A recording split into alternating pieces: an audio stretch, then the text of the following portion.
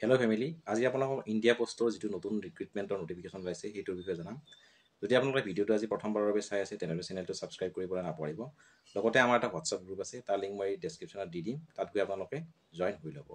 গতিকে ইণ্ডিয়া পোষ্টৰ যিটো নতুন নটিফিকেশ্যন আছে তাত কি আছে এইবাৰ চাই লওঁ। India post new recruitment 2025। ইয়াত আপোনাৰ পোষ্টৰ নাম হৈছে টেকনিকেল ছুপাৰভাইজাৰ আৰু ইয়াৰ অনলাইন এপ্লিকেশ্যন ষ্টাৰ্ট হৈছে 17 মাৰ্চ 2025 পৰা আৰু লাষ্ট ডেট হৈছে 15 এপ্ৰিল 2025। ইয়াত এডুকেশ্যন কোৱালিফিকেশ্যনটো হৈছে আপুনি 10মান শ্ৰেণী উত্তীৰ্ণ হ'লেও ইয়াত আবেদন কৰিব পাৰিব, অথবা ডিগ্ৰী অথবা ইকুইভেলেণ্ট এক্সামিনেশ্যন যদি পাছ কৰিছে তেনেহ'লে ইয়াত এপ্লাই কৰিব পাৰিব। মিনিমাম 10 পাছ অৰ্থাৎ 10মান শ্ৰেণী উত্তীৰ্ণ হ'লে ইয়াত এপ্লাই কৰিব পাৰিব। ইয়াত এজ লিমিটটো হৈছে 18 বছৰৰ পৰা 30 বছৰৰ ভিতৰত আপোনালোকে এপ্লাই কৰিব পাৰিব। OBC কেণ্ডিডেটবিলাকে 18 পৰা 33 ইয়াৰ্ছলৈ এপ্লাই কৰিব পাৰিব। SC ST কেণ্ডিডেটবিলাকৰ এজ লিমিট হৈছে 18 পৰা 35 ইয়াৰ্ছ। এজ ৰিলেক্সেশ্যনটো পাব SC ST আৰু OBC কেণ্ডিডেট। আৰু পোষ্টৰ নাম হৈছে টেকনিকেল ছুপাৰভাইজাৰ। ইয়াত কোনে এপ্লাই কৰিব পাৰিব? পুৰুষ মহিলা সকলোৱে ইয়াত এপ্লাই কৰিব পাৰিব। মেল ফিমেল দুয়োটাই এপ্লাই কৰিব পাৰিব।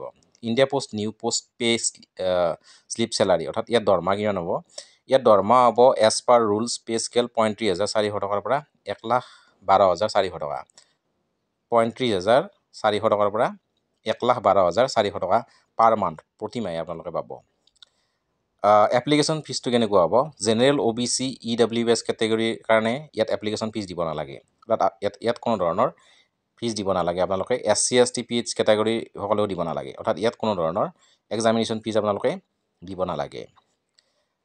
ইণ্ডিয়া পোষ্ট ৰিক্ৰুইটমেণ্ট 2025 চিলেকশ্যন প্ৰচেছটো ইয়াত the higher official department of post India will hire the candidate based on, ইয়াত কোনো ধৰণৰ এক্সাম নহয়, নো এক্সাম, ট্ৰেড টেষ্ট আৰু ডকুমেণ্ট ভেৰিফিকেশ্যনৰ জৰিয়তে চিলেকশ্যনটো হ'ব।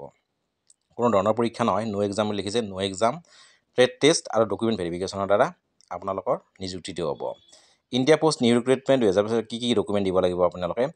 ইয়াত ফটো এণ্ড ছিগনেচাৰ লাগিব, এডুকেশ্যন চাৰ্টিফিকেট 10মান হায়াৰ ছেকেণ্ডাৰী পাছ যি চাৰ্টিফিকেট আছে সেইটো দি দিব, কাষ্ট চাৰ্টিফিকেট, ডমিচাইল চাৰ্টিফিকেট আৰু আধাৰ কাৰ্ড লাগিব। ইয়াত কোনো ধৰণৰ এপ্লিকেশ্যন ফিজ দিব নালাগে আৰু কোনো ধৰণৰ এক্সাম নহয়। গতিকে আপোনালোক সকলোৱে ইয়াত এপ্লাই কৰিব পাৰে। ইয়াৰ ষ্টাৰ্টিং ডেটটো আৰম্ভ হৈছে 17 মাৰ্চ 2025 পৰা আৰু লাষ্ট ডেট হৈছে 15 এপ্ৰিল 2025। তেন্তে আজিলৈ ইমানেই, ধন্যবাদ।